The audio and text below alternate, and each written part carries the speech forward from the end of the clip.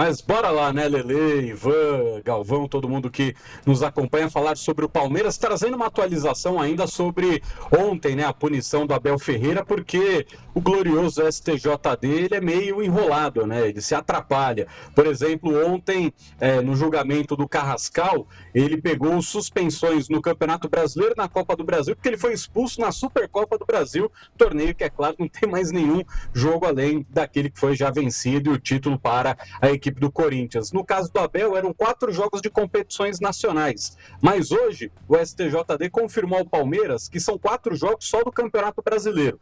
Então, o Abel pode ficar na área técnica na estreia do Palmeiras na Copa do Brasil contra a Jacuipense já na próxima semana. Então, o Abel está fora do jogo de domingo contra o Atlético Paranaense, contra o Red Bull Bragantino fora de casa, contra o Santos no Allianz Parque, que será o último jogo, né, do estádio com esse nome, e contra o Remo lá em Belém. Aí ele volta no Campeonato Brasileiro contra o Cruzeiro. Vale destacar que ele já volta pendurado porque ele tem 2 cartões amarelos, já que a expulsão dele, né, contra o São Paulo, ele recebe 2 amarelos, depois vermelho, então não anula ali os 2 cartões que ele já tinha acumulado no Campeonato Brasileiro. E hoje, evidentemente, ele estará na área técnica e com uma novidade que provavelmente vai começar sentadinho do ladinho dele. O Vitor Roque, enfim, foi liberado pelo departamento médico, enfim, tem condições de participar da partida, mas a tendência neste momento é do Vitor Roque iniciando no banco de reservas nesta que será a última noite de Libertadores com a casa palmeirense chamando Allianz Parque, expectativa de 35 mil torcedores por lá, mais de 32 mil ingressos já foram vendidos de forma antecipada, Lelê. Muito bom, jogo noite de Libertadores da América. O Palmeiras fez uma campanha, né, hoje pro patrão liberar o funcionário, não foi isso, Solera? Eu tava muito louco de manhã quando eu vi. Pô, não sei se era brincadeira não, porque o jogo 7 da noite... Foi ontem, né?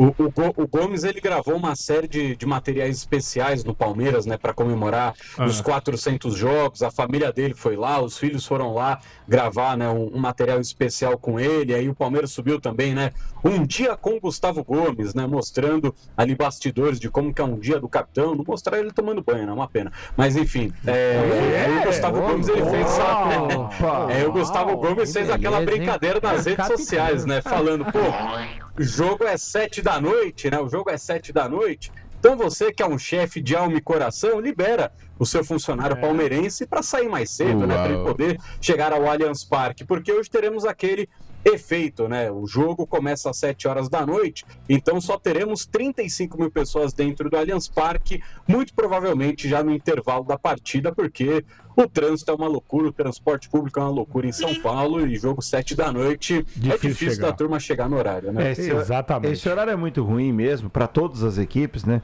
O Ivan Drago fez, não sei se foi você, Ivan, que fez o jogo do São Paulo na terça-feira. Não, Calil. o Santos. Foi o Calil que fez o jogo. E todo jogo que começa às 7 horas, ele começa com o estádio meio vazio e vai enchendo durante o primeiro tempo, né? Isso, na cidade de São Paulo, essa é a regra, não tem. E aí não é até tem perigoso, milagre. porque a galera quer entrar rápido, aí tem tumulto, tem aglomeração, tem roubos de furtos, que é nesse momento que a galera se aglomera e tal, e pá, vai lá a mão no bolso do coleguinha pra roubar celular. Enfim, é o horário que mas é. Assim, e tentar se organizar. É difícil, mas quem sabe aí o pessoal dos patrões liberam os caras um pouco mais cedo aí pra ir pro jogo. Mas eu só quero dizer o seguinte, viu, Soler? É claro do banho do Gustavo Gomes, você também queria estar ou não? Do banho do Gustavo Gomes eu não tenho nada para dizer. Você queria ver ser o gladiador Gustavo Gomes? Eu não tenho nada para dizer. Nosso amigo Gustavo Soler ficou um pouco Não encararia, Galvão? Não. Agora deixa eu falar uma coisa. Esse rapaz já pensou no time da TMC? Ia ser complicado. Agora, deixa eu falar só uma coisa. O nome do estádio ainda é Allianz Parque, o Gustavo Soler já explicou, né, pra gente, tudo, esse negócio todo que vai mudar. Mas, já que deixou de ser, nós podemos falar Palestra Itália, viu? Pode. Eu defendo, viu, que a gente fale Palestra Itália, tá? Tá Porque bom. também a seguradora não vai processar mais a gente. Então... É o Palestra Itália hoje recebendo o jogo de Libertadores. O Palmeiras joga no Palestra Itália pela Libertadores. Há quanto tempo isso não acontecia? Desde 2009. 2009.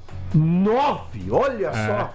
Bem lembrado. 2009. A A LDU. eliminação pro Nacional 0x0. Aquele gol do Cleiton Xavier lá no Colo-Colo, depois teve a Sport nas oitavas e... Mas é isso, né? Noite de Libertadores no velho Palestra Itália, cara. É hoje que o Gomes completa 400 Já completou jogos. contra o Corinthians. Contra o Corinthians, Foi no 400 derby. jogos. Aí agora ele vai receber a homenagem, é isso? Isso. Cara, que passagem, assim, que biografia pelo Palmeiras impecável, né? A gente vê alguns caras que se tornaram ídolos no futebol brasileiro e sempre existe uma coisinha, certo? Alguma coisa polêmica, algum momento ali de turbulência, algo nesse sentido. Mas, cara, a passagem do Gustavo Gomes com a camisa do Palmeiras, pelo Palmeiras, assim, é algo impecável. Você não lembra de um senão. E obrigado ao Milan, que não aproveitou ele, tava encostado lá, o Matos foi. Não tem uma polêmica Não tem. com o treinador, não tem com jogador, companheiro. Forçou saída em algum momento, ele Exatamente, teve não proposta tem nada, de nada, milhões do Al Ittihad, Teve não um foi? ponto na passagem dele pelo Eu Palmeiras. sei qual que você vai falar, que quem salvou ele Vamos foi o ver se Patrick de é Paulo. relevante. O pênalti que ele faz no Jô, na final do Paulista de 2020. Cara, se ele... Se o Palmeiras ali é uma perde o situação título, de jogo, Mas se o gente. Palmeiras perdesse aquele campeonato pro Corinthians, ele provavelmente não Poxa, estaria uma situação aqui de até jogo. hoje. Não, eu Tô falando reconheço. sobre conduta. Não, claro, perfeito, Ivan. Mas é que aquele pênalti foi um pênalti assim... Bobo, né? Muito bobo, né? Foi no último você lance e o do derby, jogo. Não, mas era a final do campeonato. Mas é Tinha uma um- situação de jogo. Qualquer um. Mas ele deu um carrinho que não precisava, o Jô tava saindo da área. Tinha uma Mas assim, a gente situação conhece a ali. história. Se o Palmeiras perde aquele título, ele não sei se ele ficaria depois, se ele conseguiria. Mas Não, ele teria problemas ali naquele E é o momento. título que dá força pro Palmeiras depois enfileirar todos os títulos que ganhou, né? Mas assim, é um dos maiores da história do Palmeiras. Está na seleção do Palmeiras de todos os tempos, o Gu Gomes. Ô, Gustavo Solero. Pra gente puxar. Oi. Pode falar depois. Só pra gente puxar alguns números, né, do Gomes.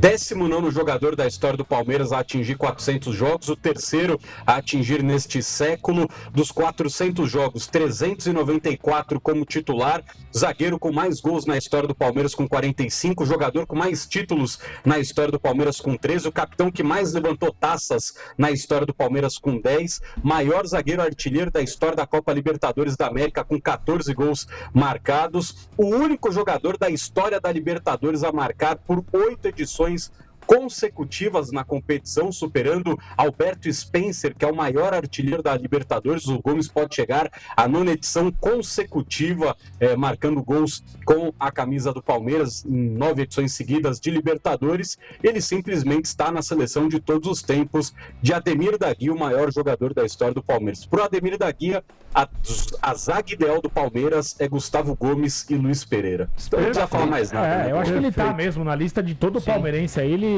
Perfeito. zagueiro artilheiro. Não, e o próprio Luiz Pereira, outro dia, foi perguntado a respeito, né? E ele, o Luiz Pereira, né, que tem uma história belíssima no Palmeiras e na Espanha, né, onde até hoje ele é reconhecido lá no Atlético de Madrid, ele falou, acho que o Não Gustavo tem como, Gomes né? é o cara que joga ao meu lado, né? Não, fantástico. Olha esses números citados pelo Soler, cara. Espetacular. Ô Soler, vamos lá, provável Palmeiras pra hoje e também já emendo a pergunta de muita gente, né? O Heitor da base, a gente conversava isso ontem, foi ontem, 20 milhões de euros, o moleque Isso. meteu 3 gols ontem, você viu? Fez um hat-trick, o Palmeiras E uma goleou o assistência. Bahia na estreia do Alan Barcelos como técnico sub-20, que foi 4-1, Bahia de 12 jogos tinha vencido 11 seguidos, não tinha perdido lá em Salvador, o Palmeiras foi e goleou. E o rapaz fez 3 gols. Já não sei se é muito dinheiro ou se é pouco agora os 20 milhões de euros, hein, Soler? Não, tô brincando, acho que tá bom ainda, hein?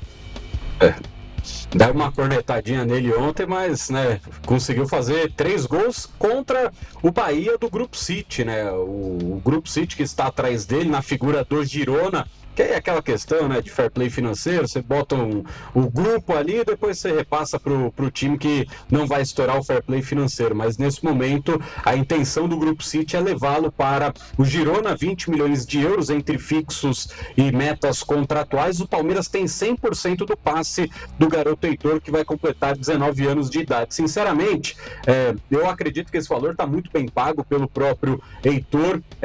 Existem outros jogadores que estão próximos aí de ultrapassarem o Heitor nessa função de 9 da base do Palmeiras, só que eles acabaram de subir para o Sub-20, são os dois o Juan Gabriel, que não é tanto um 9, é mais parecido com o Flaco Lopes, né? um 9 que joga de segundo atacante, e o Juan Francisco, que é um jogador que faz muito gol na base do Palmeiras. Então, Palmeiras vendendo o Heitor seria ali uma excelente venda, ainda mais por esses valores. Mas o principal alvo do Grupo City realmente é o Eduardo Conceição, garoto que é o camisa 10 da seleção sub-17, camisa 10 da base do Palmeiras também. O Eduardo, esse já tem sondagens na casa dos 50 milhões de euros. O Manchester City já entrou em contato com o Palmeiras. O Barcelona agora também já tenta furar o próprio Manchester City. Lembrando que ano passado ele foi conhecer as instalações do Real Madrid, porque ele é agenciado, né, pela empresa que tem o seu Douglas, o pai do Endrick, como um dos representantes.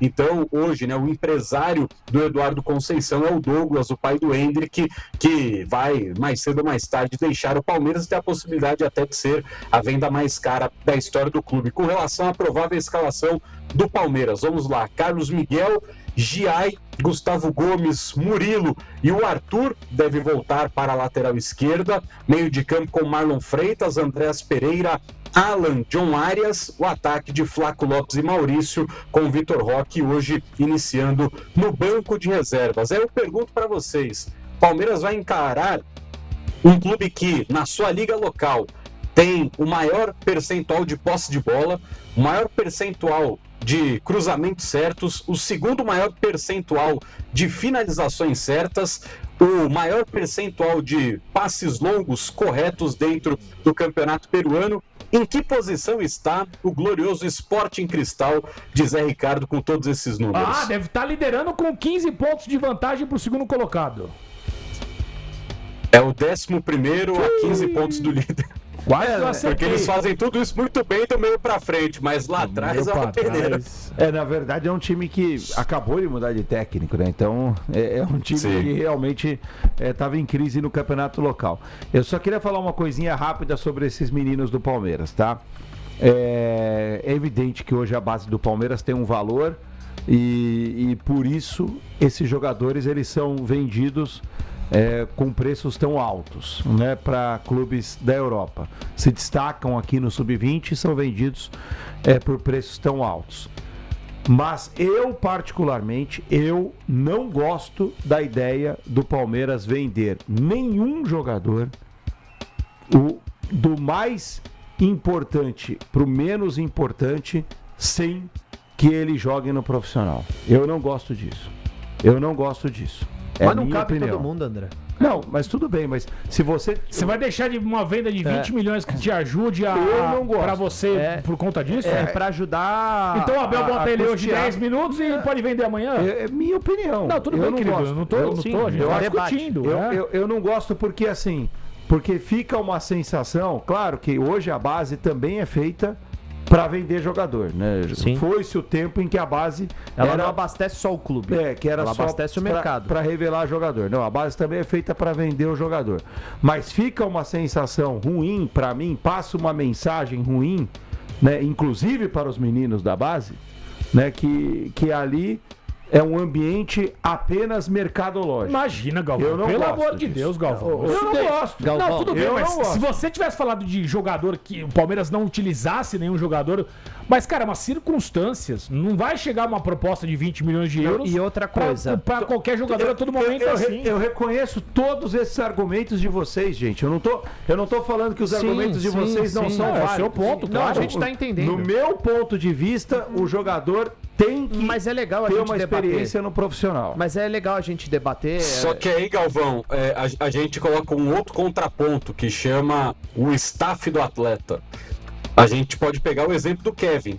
que chegou no profissional do Palmeiras, num primeiro momento não rendeu tanto, foi passado a ele, ó, em 25 a gente conta com você para você jogar, para ter um trabalho parecido com o que foi com o Alan. Deixa eu ver, falou, quero ir embora, se tiver uma proposta aqui do Shakhtar Donetsk, 30% cai no meu bolso, vou embora. 30% de 15 milhões de euros, o moleque ia botar 5 no bolso limpo de imposto.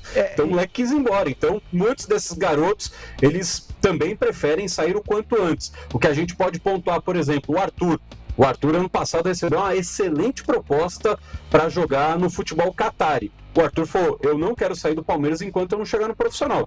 Eu não faço questão de ser negociado nesse momento. Exato, só que tem alguns garotos que, pô, na hora que tem a oportunidade de ir para qualquer canto, a molecada também vai com os olhos brilhando para jogar no futebol europeu. E outra coisa, tem avaliação interna também, porque é muito difícil.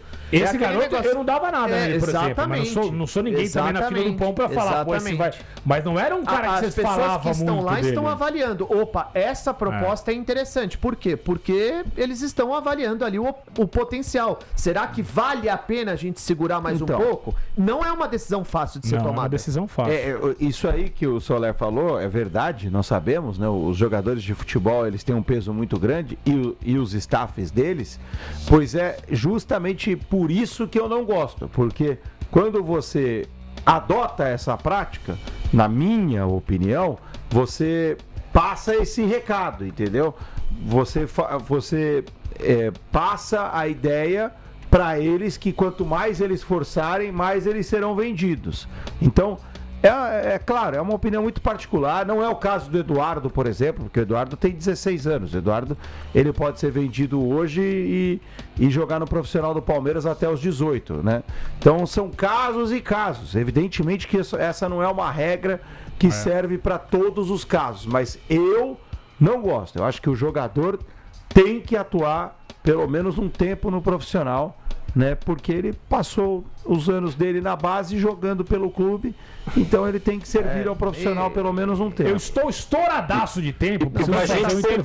Só bem rápido, Lelê. Tá. Lelê, só muito rápido sobre o Eduardo, que é importante a gente pontuar uma situação que o caso dele é muito diferente de Endrick e Estevão, porque se o Palmeiras topar qualquer proposta, né, evidentemente ele só pode sair com 18 anos, mas ele não sairia no meio do ano como saíram o Endrick e Estevão. O Endrick faz aniversário em julho, o Estevão faz agora em abril, né? Por isso que eles saíram no meio do ano.